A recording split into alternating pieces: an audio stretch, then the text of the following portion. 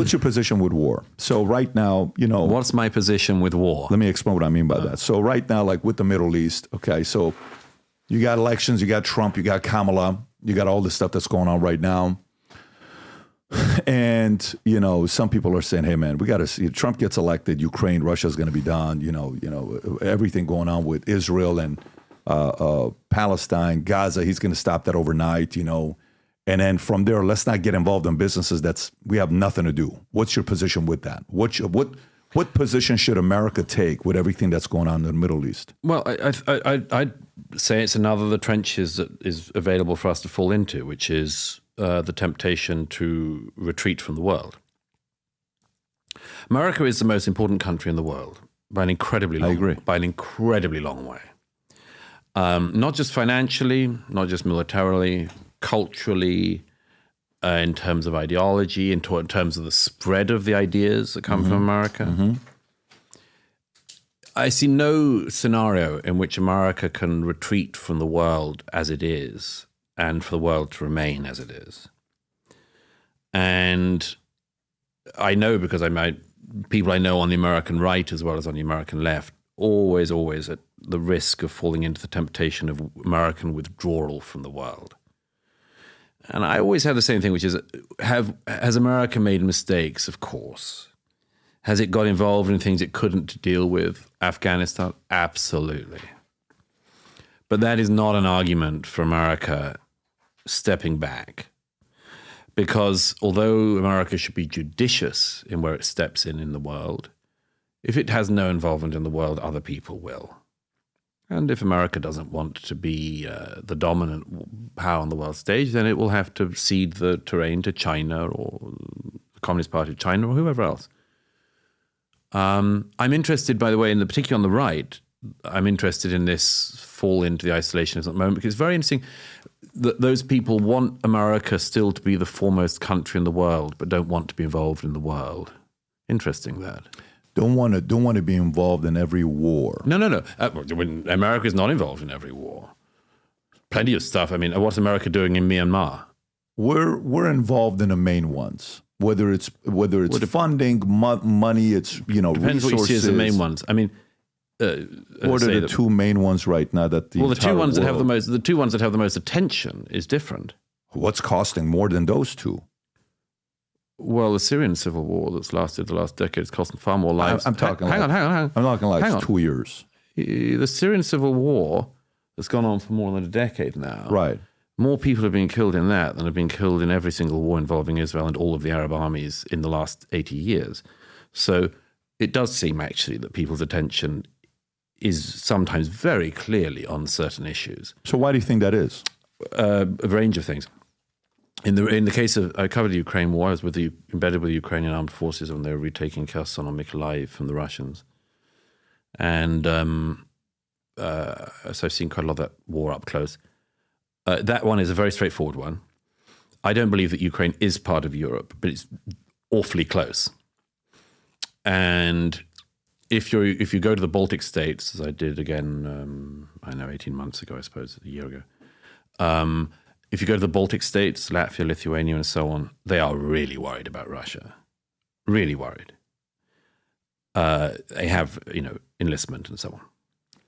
If you go to the Central and Eastern Europe, simply the further east you go across Europe, the more you find a genuine concern about this.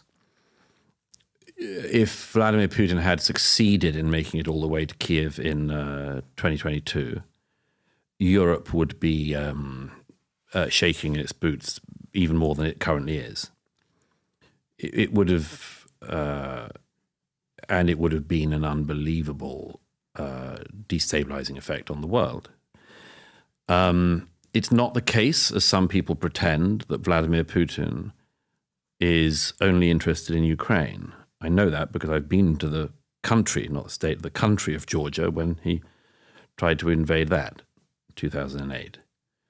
So the idea that Putin simply has Ukraine in his sights is not true. And should we get into World War III over this? Obviously not. We're flirting with it. I hope not. But should he be allowed to gobble up nations Whatever you think of them, by the way, and then this is a point at which a lot of people on the right will say, well, Ukraine is so corrupt and this and that and that. Let's say if I agreed with all of that, nevertheless, not good for world stability to allow Russia to invade nation states, particularly ones whose security that we had agreed to, whose borders we'd agreed to secure. I mean, that was part of the deal that Britain was involved in as well with the handing over the nukes in the 90s. So Ukraine is a war that is deeply troubling Europe and NATO, and therefore America does have interests in that. So you're for that war? You're for the money and the funding that we're giving to that war? We could go into all sorts of the details of it. I have criticisms around the edges about the way in which the funding has happened, the way in which the arming has happened, the training and so on. But to date, Vladimir Putin has not been able to overrun all of Ukraine. And I think that's a good thing. And this has happened, by the way, with American funding, but no American troops. And if people don't like the idea of American troops on the ground around the world in order to secure world peace and the global order of nation states, if people don't like the idea of American troops being on the ground, what else have you got available than helping and arming other countries' troops who are willing to fight for their own country? That's the only other options. Unless you want, as I say, to just step back. Vladimir Putin wants it, he can have it. Israel and the Hamas war has gained the world's attention because every war involving Israel always does gain the world's attention.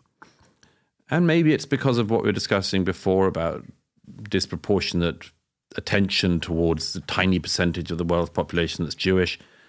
I mean, I can't help thinking that is the case because, as I say, I mean, I just notice in country after country people being massacred and nobody gives a damn. I mean, I've seen the massacre of Christians in the countries, in the Arab countries, and the destruction of the Christian communities in Iraq, for instance, destruction of the Christian communities in the north of Nigeria. The world is not focused day in, day out on these stories. As the old thing goes, if it's Jews, it's news. The world is obsessed with the question of Israel, and there are lots of reasons for that.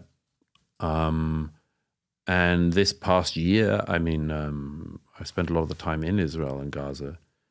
The world seems to have gone crazy over this conflict.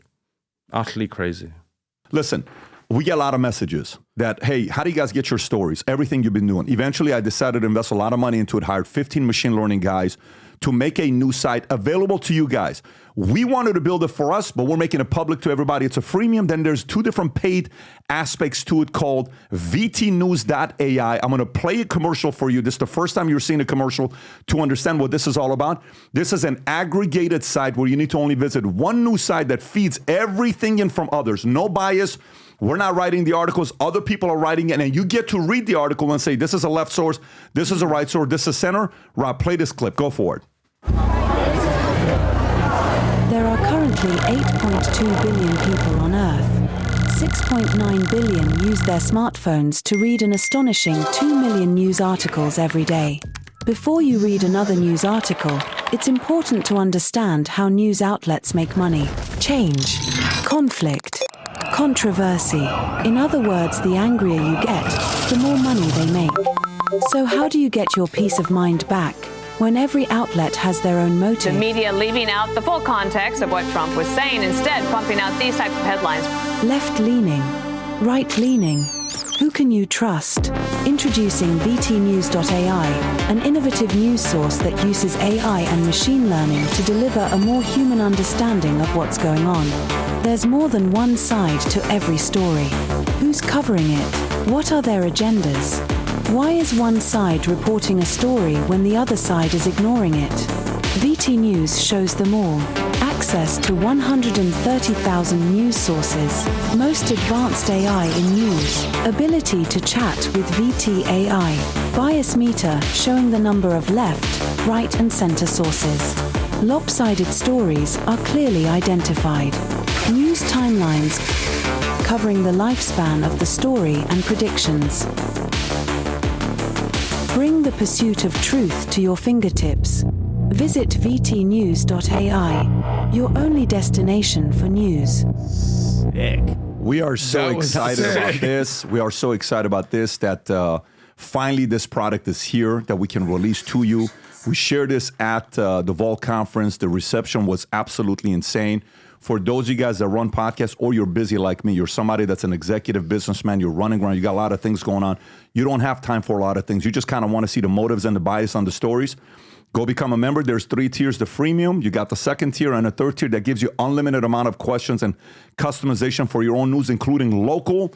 Mess around with it. Go to vtnews.ai. We got a lot of big plans with this year because it's another one of those businesses that feeds into what we're doing. Again, go to vtnews.ai, become a member, take advantage of the freemium or anything else that it offers for you. And we're excited about other things that's coming in the future with this. So if you like this clip and you want to watch another one, click right here. And if you want to watch the entire podcast, click right here.